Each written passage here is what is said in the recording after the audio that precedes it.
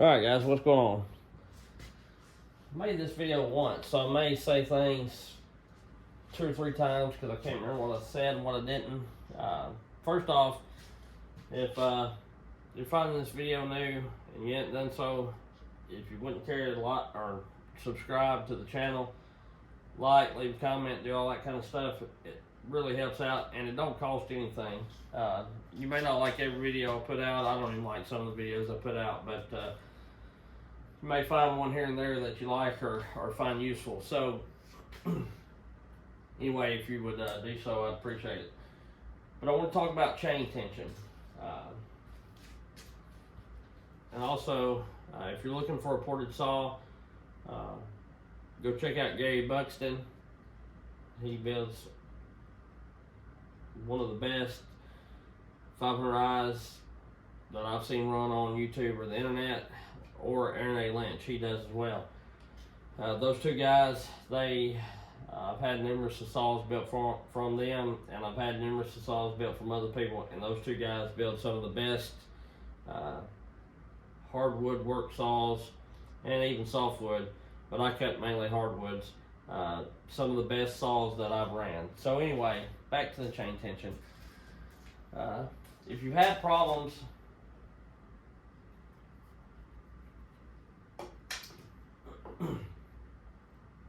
if you're having problems cutting and you got your chain dialed in and all that, some of it could be due to chain tension. And I say that because I had a comment the other day from a guy, and I had a brand new bar and chain on a saw, and it was making kind of a hissing, whining noise. You could hear the chain skating across the bar like it was too tight, but it wasn't getting hot anywhere. It ain't like it was smoking or the saw was hard to run. It was just what I call, it was going through its breaking period, because as you run a new setup, it'll get to the point where the chain gets seated in and you don't hear that. You kind of hear that there. It's a little worse. So anyway, it made me think, and I was dressing the bar, this bar, because I was starting to get a little divot here from chain whip. And I got a lot of it out in this nose, and it was really rough back here. And if you run a bar for any period of time, you'll notice that the worst of the wear, to me, is in the nose and right back here. And it'll be pretty rough here if you run a dull chain, but if you run a pretty sharp chain, you won't have tons of trouble here. You'll eventually get a lip here, don't get me wrong. It's just part of wear. But I had to do twice the work in these two areas as I did right here. And here's a bar, and to me, the longer the bar, the worse it is. Here's a 32-inch bar that has been dressed up, but it is still really, really bad on the aspect of the nose having chain whip. You see that divot right there? It's right in here, and it's right here. You can see it. And then back here, it's been skated down quite a bit.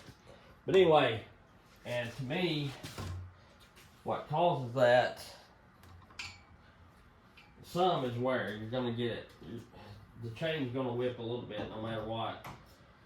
And especially if you bore cut and things like that, the nose of the bar is gonna take a little bit more of a beating. But a lot of it is the chain tension not being right. I've seen guys, especially a lot like people that race or wanting to get a really fast cut, they will, the chain will be sagged down to here, and when they spool the saw up, the slack comes out of it and it looks tight right here. Well, the slack of that chain's going somewhere, and 90% of the time it's whipping around here. You know, it'll lift up a little bit here and smack down here, or vice versa, and or back here. And it ultimately will eventually, to me, prematurely wear this out. But another thing, and all this, the comment and me dressing this got me to looking a little more, and Hot Solids 101 has a really good video on bar and chain tension, and that's where I've got some of this information from.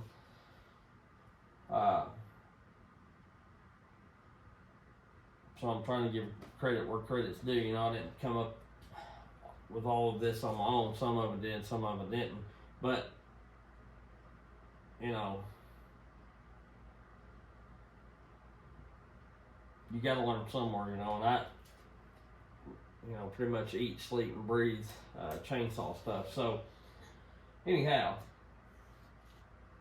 but you don't want it too tight either, because you don't want to, you know, I've heard a lot of people say, especially on the Huskies and stuff like that, you over tighten your chain, you're wearing your bearings out, and all that kind of stuff.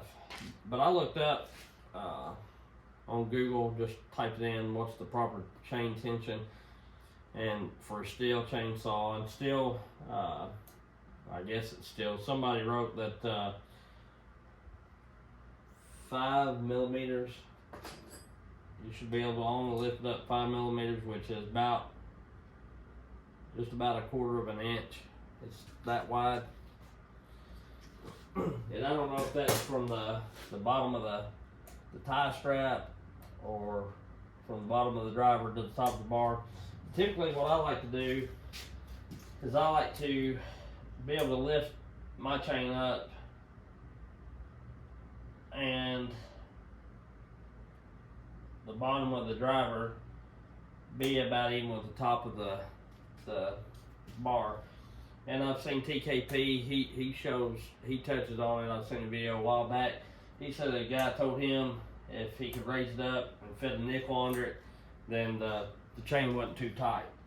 But Hot Solids 101, he likes running his chains tight due to the fact because he claims they cut better, and he's been cutting for a long time, so I tend to think he's telling right, and also what he says makes sense. He says that if you're running a really loose, a fairly loose chain, as you come into the wood, especially if you hit a knot or if you're cutting something pretty hard, you know, a loose chain, that tooth will rock back, and then you're changing the trajectory of your angle. You know, you may grind on a 55 or 60 degree angle, but if your chain's loose enough that it lets that tooth rock back, then you've changed the angle of your drag. You've changed that, or your raker gauge, or your depth gauge, whatever. Depth gauge, raker, drag, whatever you want to call it. You've changed all that, and the chain won't cut as good. And I tend to believe that because I've ran, you know, and you may be wondering, but if you know so much about it, then why are you having it on your bars? I have a tendency to be lazy. I start out with my chain being that tight, and as I cut, if I don't throw the chain, then as I'm making big bucks, or the chain gets a little dull as I go along, and I only got a couple more bucks to make, you know, even if the chain starts to get about that loose, I'll keep on running it until I run out of gas, or until the chain comes off. And so that's the habit I need to get out of. I need to stop and address it when it gets loose like that. And all chains are going to loosen up, but I feel like if you can run it, the more dialed in you run it, the better cut you're going to have. So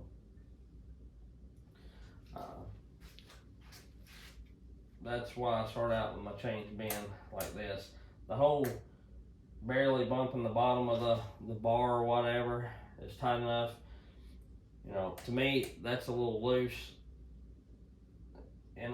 and it depends on the bar. You know, the longer the bar, you could crank that thing tight enough that you're fixing to break the tensioner, and you'd still be able to pick that chain up a little more than this. And on a shorter bar, you know, I've got it running fairly loose, and I can only pick it up about a 1/4 inch off the bar. So, you know, depending on the length, you'll have to be the judge. But I like it to be able to grab the chain and run it like this, and it be fairly smooth. Me not to have to put a lot of pressure. And I have even run them to where I can grab it like this and fling it, and it'll run a couple inches, which this one ain't. This one's a little tighter than that, but like this other 500, I don't think is, and it might be. But yeah, it's tighter than that. It's got a mirror bar on it, but I like to run it. You know, I have run them that way or a little bit looser. But I'm gonna try to do it a little better. And there's a give and take with everything, you know. That's a new setup, so. But there's a little bit of a give and a take with everything, and you don't want to be too tight, because you could jack something up, but you don't want to be so loose that you're not getting a good cut. To me, I kind of look at it as if the chain and the tooth is rocking back, instead of actually digging in and cutting, you're just kind of scooping and pawing at it. Just like if you were, you know, going to chop wood or whatever with an axe. If you barely got a hold of the axe, just barely where it's real loose like this, and you go to hit it, you know, or you grab it firmly and whack it, you know,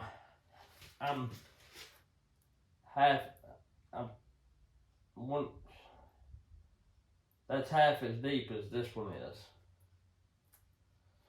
And so that's the way I kind of try to look at it. So if you're having trouble, if you think you get your bar and your chain dialed in as far as the rails and all that, and you're still not cutting the best, cutting a little wonky or crooked, then it could be your chain tension, because, you know, I've had them pretty loose, like I was talking about, after I cut a bit and go to cut the limb about that big around,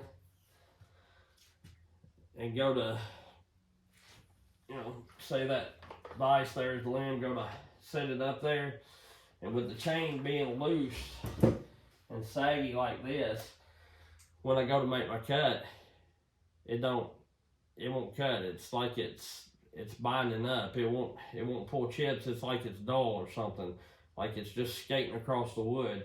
And I feel like that's because it's sitting in there crooked, or it's got my tooth angled back so much that the raker is catching way more, and it won't cut. You know, it's terrible.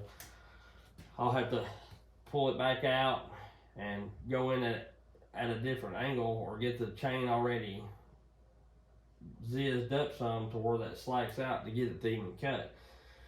And I don't know, you can leave it in the comments if you've ever experienced that, but, you know, I'm pretty lazy, so I've run loose chains quite a bit, and you know, go to get into a buck and know that the chain's sharp, because I just got done bucking, you know, the last one, and know I haven't hit anything, and come back to go to that one, and it just sit there and spin. I'm like, what's going on? Pull out, readjust, and it goes back to digging. So anyway, let me know in the comments if y'all have ever experienced anything like that.